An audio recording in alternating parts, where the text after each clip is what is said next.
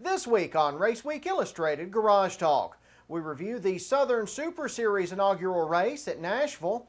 We also look at the season opener at Fairgrounds Speedway Nashville, and we travel to Lavonia Speedway for Friday night dirt track action. All that coming up next here on Raceweek Illustrated Garage Talk.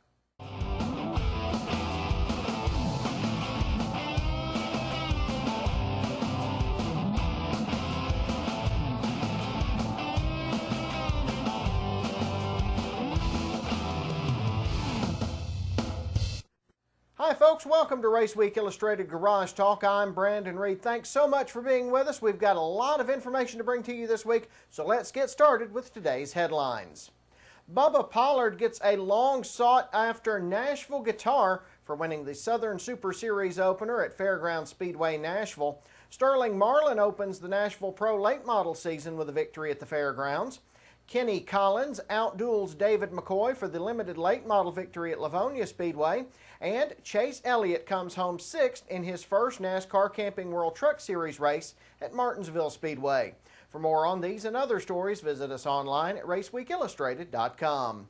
Our lead story, history was made in the Music City Saturday as Fairgrounds Speedway Nashville set the scene for a new super late model series. A huge crowd was on hand at Nashville as 31 of the country's top super late models gathered for the inaugural Southern Super Series race as part of Nashville's 2013 season opener. Stephen Nasse set fast time in qualifying and led the field to green. Pollard would make the first of several power moves on the outside on the night as he swept into the lead on the opening lap, with Nasse in second and Daniel Hemrick moving to third. Two cautions flew early for minor incidents. Under the second caution, Augie Grill hits the pits, his car smoking. He will race off pit road just as the field takes the green flag and will stay on the tail end of the lead lap, just ahead of the leaders. Meanwhile, Pollard jumps back to the lead with Kyle Benjamin moving to second and Nasse to third. Caution flew again on lap 44 when Anderson Bowen went around in turn 3, coming away with heavy rear-end damage that would end his night.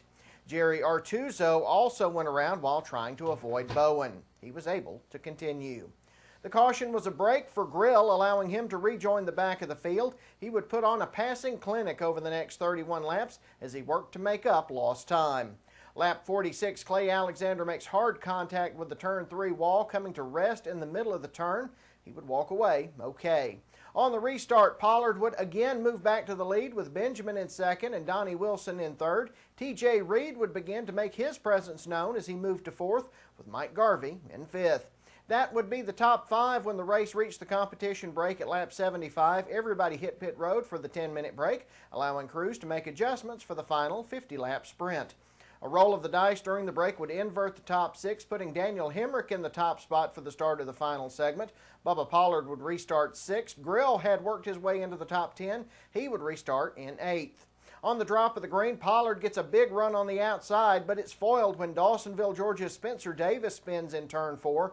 The field did not complete a lap, so they would reset for a complete restart.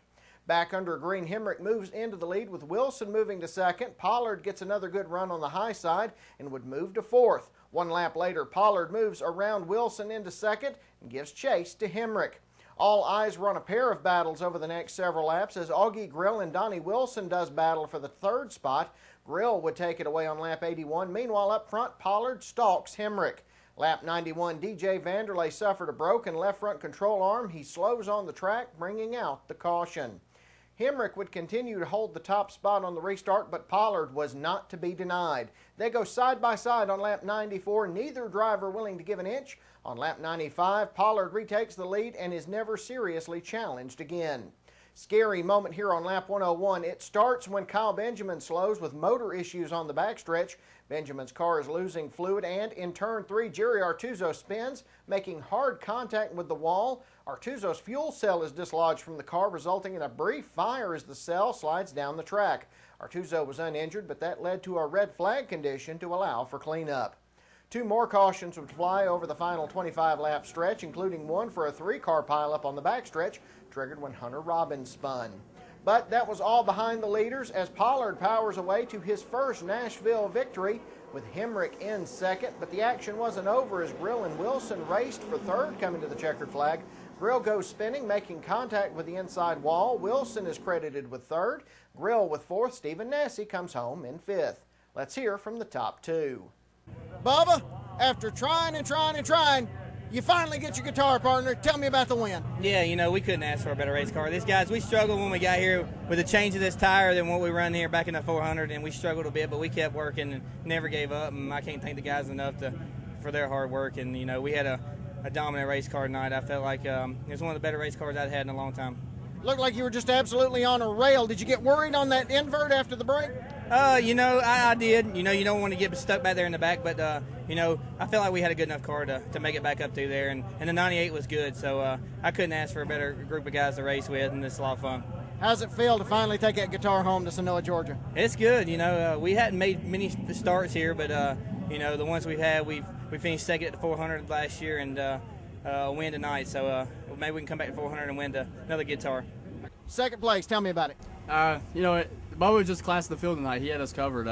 We made some really good adjustments there at the break. It wasn't quite enough, and we got the lucky draw to give us an invert and get us back up front. The track position was so big, but Bubba did an awesome job. Congrats to him. Just very thankful to be sitting down this race car. In pro late model action at Nashville, Cody Coughlin led the field down to green, but it was Andy Johnson that jumped out to an early lead, with Coughlin slipping to second, while two-time Daytona 500 champion Sterling Marlin moved to third.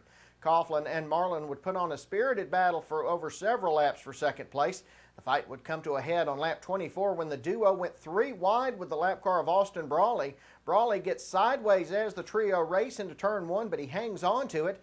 Meanwhile, Marlin puts his number 40 car up to second and works to chase down the leader. Marlin catches Johnson on lap 37 and goes to work on the leader, looking for daylight and a chance to take the top spot. Coming to lap 40, Marlin gets a run on the inside in turn 3, but they make slight contact coming through the fourth turn. That sends Johnson around. Marlin tries to avoid him, but Johnson catches Marlin in the right side door. It was a hard hit, but Marlin is able to continue. Johnson's chance at the victory was over. Marlin would lead the next 26 laps, slowed only once when Chase Chaffin spun coming off the fourth turn. Chaffin was able to continue on. On the restart, Mark Day is hungry. He wants the lead, and he and Marlin go at it for the top spot.